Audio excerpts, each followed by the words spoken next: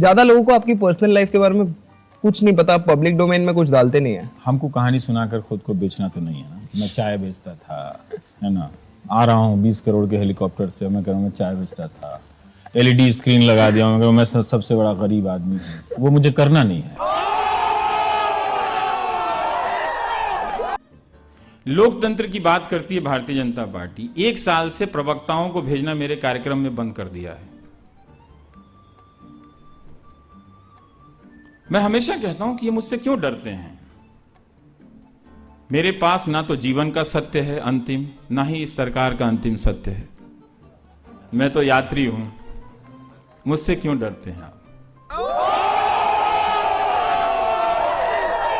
आपके साथी पत्रकार सीधा सीधे अर्नब गोस्वामी के बारे में बोलते हैं, हर किसी के पास कुछ खूबियां होती हैं, तो फिर आपको अर्नब गोस्वामी जी में क्या खूबियां नजर आती हैं या फिर क्या? देखिए, मैं कोई बॉर्नवीटा कॉम्प्लेक्स में नहीं आया हूं, ठीक है, कंपटीशन में नहीं आया हूं कि उनकी खूबियां बताऊंगा, ठीक है, ये इसको रहने दीजिए। उनमें जब खूबियां नजर आ जाएंगी तो वो भी बता देंगे आपको। प्रधानमंत्री ये इकलौते शायद प्रधानमंत्री हैं जो पूरा कार्यकाल बिना प्रेस कॉन्फ्रेंस के इनके बीत गया, और आपको भी चाहत रही कि एक बार वो समय दें। अगर वो आप समय मिलता तो आप प्रधानमंत्री से एक सवाल सबसे महत्वपूर्ण क्या पूछते? यही कि आप इतना झूठ क्यों बोलते हैं।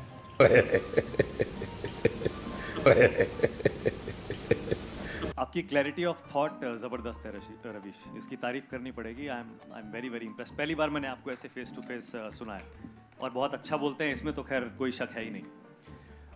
कंटेंट जो है उस पर बाद में, लेकिन जैसा संदीप ने कहा, आप बहुत ज़्यादा नेगेटिव नहीं है। जैसे कल राजदीप आए थे, राजदीप ने कहा कि अगर मीडिया बटा है उसमें, मानक मैं दुकानदार नहीं हूँ।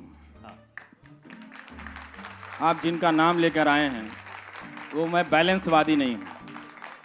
इस वक्त भारत का मीडिया भारत के अर्जित लोकतंत्र की हत्या कर रहा है, ये बात तथ्य है, ये सकारात्मक नकारात्मक की बात नहीं है। मैं राजदीप को सिर्फ इसलिए कोट कर रहा हूँ। वो आप राजदीप को कोट कर दें, मेरे एडिटर रहे हैं, आप किसी को भी कोट कर दें, लेकिन जो मैं अपनी बात कहता हूँ वो मैं बात कहता हूँ, और ये पॉजिटिव बात है। मैं मर्डर को आप मर्डर नहीं कहेंगे तो क्या कहेंगे? जनता ने तो ये नहीं कहा ना कि हम मोदी जी को चुनते हैं, हम उनके पीछे जिंदाबाद कर रहे हैं तो आप लोग भी जिंदाबाद करो हमारा। ये तो जब मीडिया ने नहीं कहा ना, जनता ने नहीं कहा, लेकिन मीडिया मोदी के कवर में बैठ के, क्योंकि क्या है, क्यों करता है बताऊं, कि एक तो डर के मारे अब कर नहीं सकता असली काम, बात यह है, तो औकात नहीं है, नंबर 1। दूसरा ये है कि लो कॉस्ट चमचागिरी का फॉर्मूला है, मोदी मोदी करते रहो, उनका जो भी एजेंडा है उसको लेकर रोज शाम को बैठ के उस पर करते रहो, तो उसमें चवन्नी खर्च नहीं होता है, ऐड वही मिल रहा है, कमाई वही हो रही है। तो एक एंकर बैठना है, 2 दिल्ली के फालतू लोग हैं जिनको शाम में काम नहीं है, वो आके झगड़ा करते हैं और वो गुजर जाता है, वो 1 घंटा बीत जाता है। तो कोई मजाक में या फिर किसी भी प्रकार के रिएक्शन में ये बात नहीं बोलता कि आप टीवी देखना छोड़ दें, बहुत सोच समझ के बोलता हूं। और अगर आप देख रहे हैं तो अप्लाई कीजिए, सवालों को अप्लाई कीजिए, देखिए, सोचिए कि ये क्या दिखा रहा है, फिर आप समझ जाएंगे कि इसका खेल क्या चल रहा है। रात को जो एंकर आ रहा है, जिसको अच्छा खाया पिया, जिम में जाकर, बहुत सारे एंकर फिट भी हैं आजकल, तो उससे पता चलता है कि अपने ही मोहल्ले में नहीं गए होंगे कई साल से घूमने जिम के अलावा, लेकिन फिट है, अच्छी बात है, हेल्थ होना चाहिए। तो वो रात को आके इतनी जहर क्यों फैलाते हो भाई? तुम इतने हेल्दी लग रहे हो, तुम इतने हैंडसम भी लग रहे हो, सब लग रहे हो, तुम इतनी नफरत क्यों फैला रहे हो? क्या कमी रह गई है तुम्हारे में? नहीं, वो ठीक है, मैं सवाल पे आ रहा हूँ। सवाल मेरा ये था, जैसे राजदीप को और बहुत सारे लोगों को भी ऐसा लगता है कि मीडिया के बंटने के लिए दोनों पक्ष जिम्मेदार हैं। बिल्कुल गलत बात है, इसमें कोई संतुलन नहीं है। 90% मीडिया अगर एक तरफ हो जाए तो ये दुकान नहीं चलानी चाहिए कि दोनों तरफ के लोग बट गए हैं। फिर जो मैंने कार्यक्रम किया है, फिर उसमें से आप कमियां निकाल के बताइए, फिर उस पर बात कीजिए। ये चला दीजिए कार्यक्रम और फिर उस पर बात कीजिए कि ये आपने चलाया। अच्छा, ये मत कीजिए कि आपने वो नहीं किया। तो मैं भारत का तो अखबार नहीं हूं भाई कि 300 खबरें लेकर रोज छप जाया करूंगा, मैं तो कोई एक ही करूंगा ना। देखिए, ये जो टीवी चैनल वाले हैं, ना तो लोकतंत्र के प्रति वफादार हैं, ना अपने शहर के प्रति वफादार हैं, ये किसी के नहीं हैं।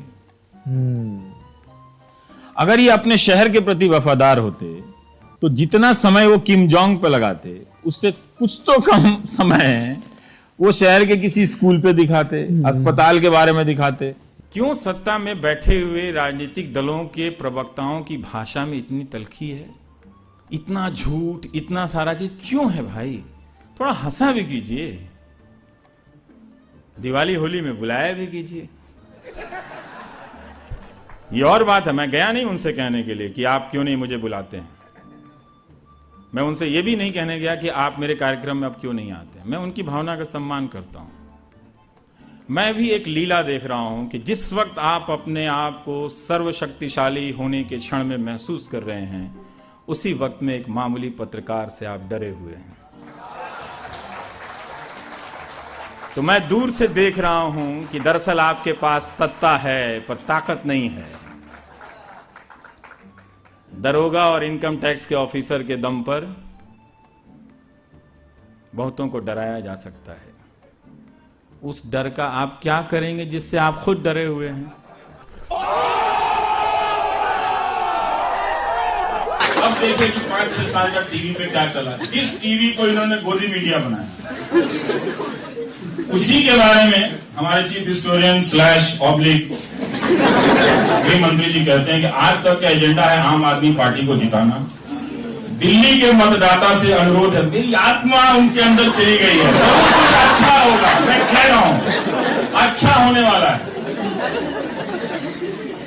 अच्छा होने वाला है। अब आने वाले अच्छे दिन, क्योंकि मेरी आत्मा प्रधानमंत्री और गृह मंत्री में चली गई। मैंने कहा टीवी मत देखिए, वो कहना माध्यमों की जरूरत नहीं। अब अमित शाह देखिए, वो सीधा सीधा बोलते हैं। जब रवीश कुमार की लाइन है तो सीधा सीधा बोलते हैं। तो वो क्या बोल रहे हैं कि दिल्ली के मतदाता से अनुरोध है कि आज तक की खबरों पर भरोसा ना करें। चैनल जो कर रहा है येलो जर्नलिज्म का, इससे बड़ा उदाहरण नहीं हो सकता। शब्दशः कोट किया है उनको। गांधी की तरह काम नहीं किया कि गांधी का आधा कोट किया और आधा नहीं। अब जब मैं इस तरह से बोलूंगा तो इसका एक ही जवाब है, मुझे लाठी से पिटवाइए। जो बोला है उसका जवाब नहीं। जो आदमी टीवी के जरिए देश में आता है, वही आदमी कह रहे हैं आज तक को मत देखो। जिस आज तक ने अपनी सारी गरिमा ध्वस्त करके चरणों में,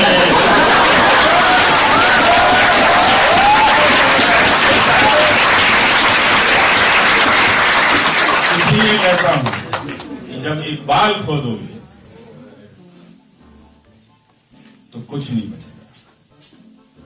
आज तक ने अपना इकबाल खो दिया। अगर आप सत्य की तलाश करेंगे तो आपको बहुत सारे रिपोर्टर रखने पड़ेंगे। अब आपके पास रिपोर्टर नहीं है, ले आओ स्टार। तो स्टार आ जाता है। तो स्टार का तो कपड़े में तो देखिए स्टूडियो में एसी में है, उसके तो सर्फ के भी खर्च नहीं होते होंगे। एसी में बैठने से शर्ट थोड़ी गंदा हो जाता है, आप तो 4 दिन भी पहन सकते हैं, कोट आप 2 महीने पहन सकते हैं। ये मॉडल है कि रिपोर्टिंग को हटा दिया गया, एंकर को लाया गया और एंकर को परसेप्शन बेस्ड इशू दे दो। गैर राजनीतिक क्या होता है? वे उम्मीद सुषमा जी का उससे मिलना और प्रियंका गांधी का उससे मिलना, दोनों गलत है या दोनों सही है? फर्क है, दोनों में फर्क है। आप फर्क करेंगे उनके रिश्तेदारियों से करेंगे? सुषमा स्वराज की क्या रिश्तेदारी हो गई?